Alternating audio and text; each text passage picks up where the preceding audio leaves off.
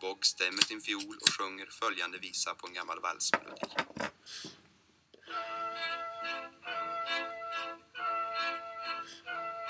Well, good morning again, and if you've seen my earlier quite pointless videos, welcome to the Sons of Inneboendes educational channel, step 2. Unless you count the premiere, then it is step 3.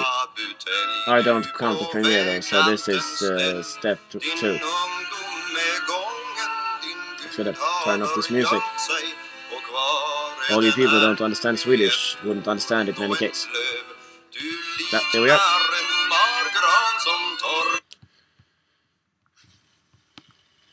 Well, I believe we dealt with politics and linguistics yesterday. So today I'm going to deal with hangovers and religion. Two subjects that we should all pray to God never meet. This is coffee, by the way, in a bottle, because, yeah, hungover. Anyways, as I see it, when you get a really bad hangover, there's 3 ways to deal with that shit. Either you can be a faggot about it. Ooh, gay people, you are so offended right now. Fuck you. Anyways, either you can be a faggot about it and you can just lie in bed all day eating cheese doodles or something like that and hope it goes away, which it doesn't, ever. Or you can be really Eskimo about it. Just take a long walk in a cold place and it's gonna go away eventually. From my experience, that actually works better than cheese doodles. It's more pain, but it's more effective as well.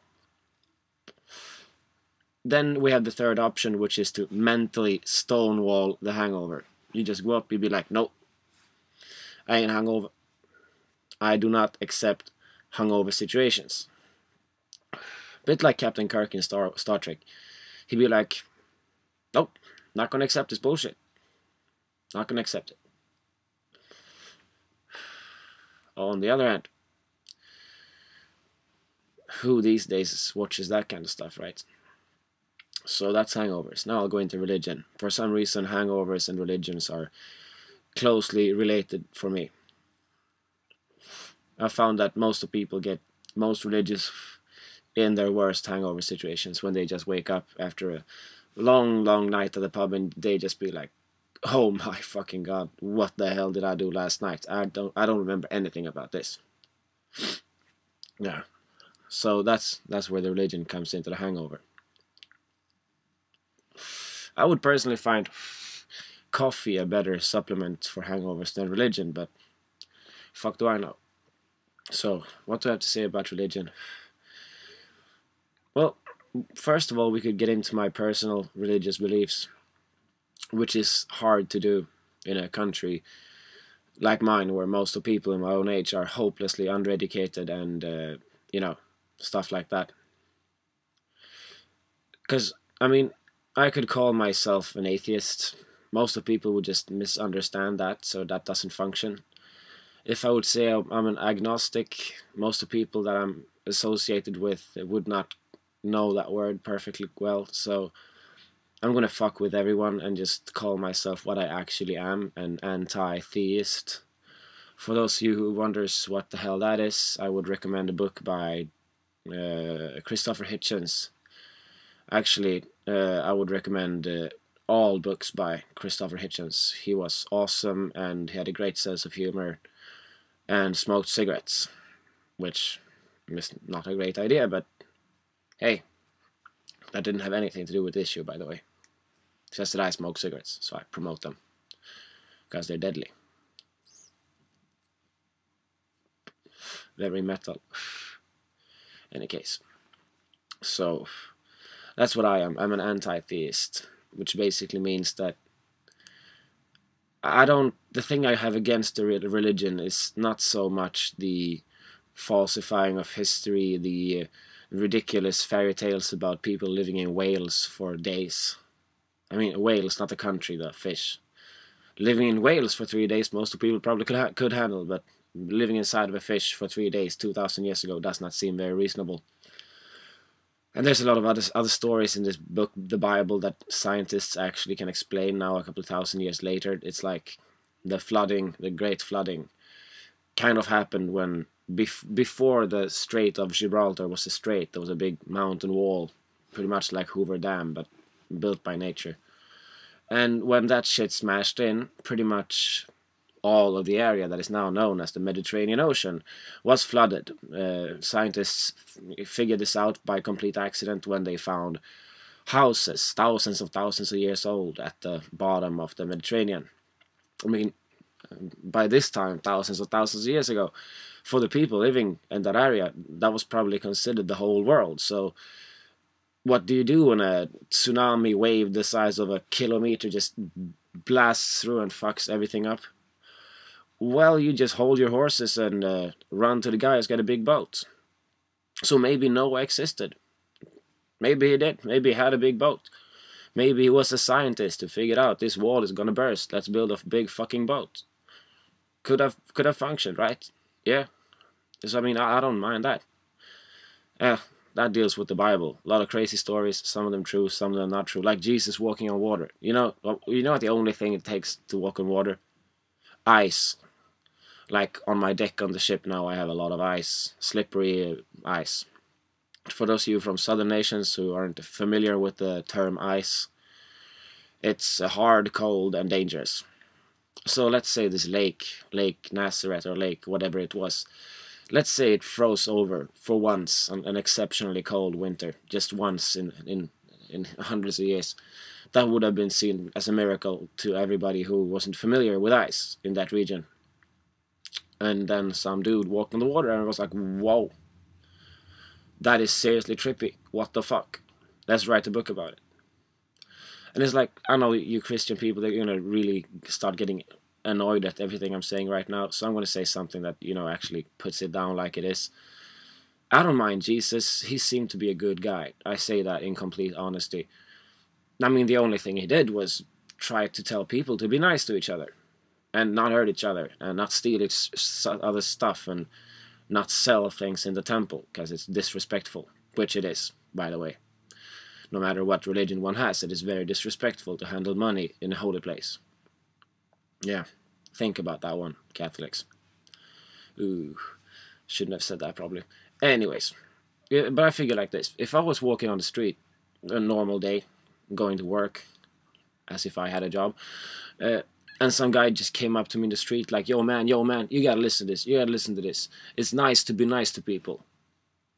And I'd be like, what? And he'd be like, it's nice to be nice to people.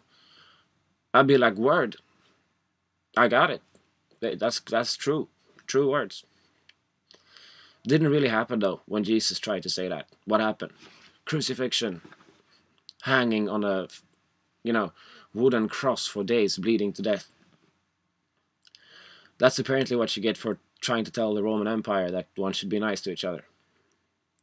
And for all you people out there who hate Jews because the Jews crucified Jesus, first of all, that shit happened a long time ago. The Romans had a lot to do with it, and it's happened. Get over it.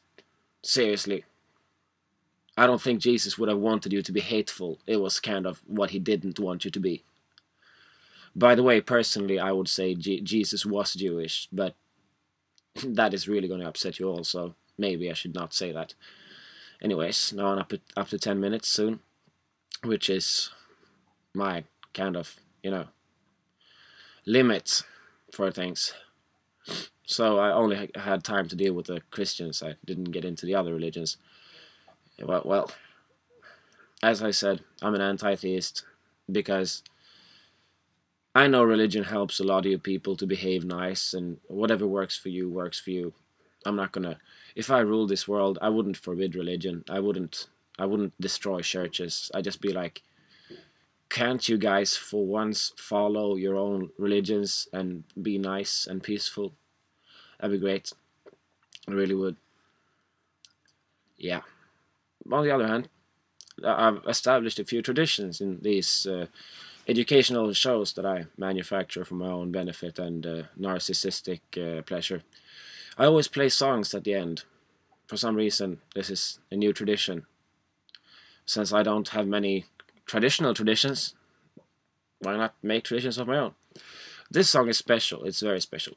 Only people who understand Swedish will understand it, but on the other hand, we are the most awesome people in the world, are we not? Here we go.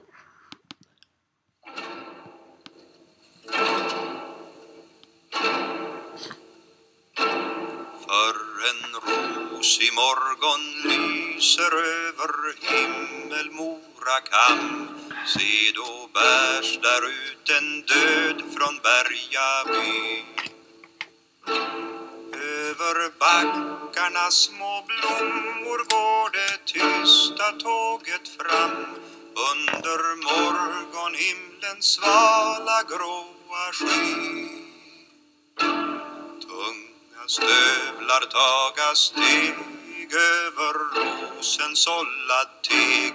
Tunga huvuden sig böja som i bön. Bort ur ödemarkens nöd bärs en drömmare som död. Över äng som under dagen lyser grön. Han var underlig och ensam säga 4 svarta män.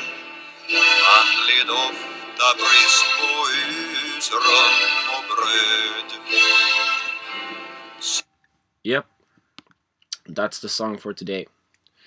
For all people who wondered what the hell was that, and why did it sound so immensely overpowerful and depressing, is a Swedish poet by the end of the 1800s, Dan Andersson.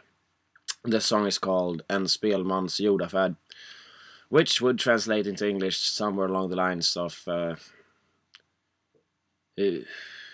the burial of a jester, or the burial of a musician. Dan Andersson wrote this poem 1917, I think. It's one of the poems in his book Black Ballads, or in svenska, Svarta ballader. He died in 1930 in a shitty hotel in Stockholm for a really, really, really dumb reason. 3 days earlier, they had gassed the place with cyanide to get rid of the fleas and rats and stuff.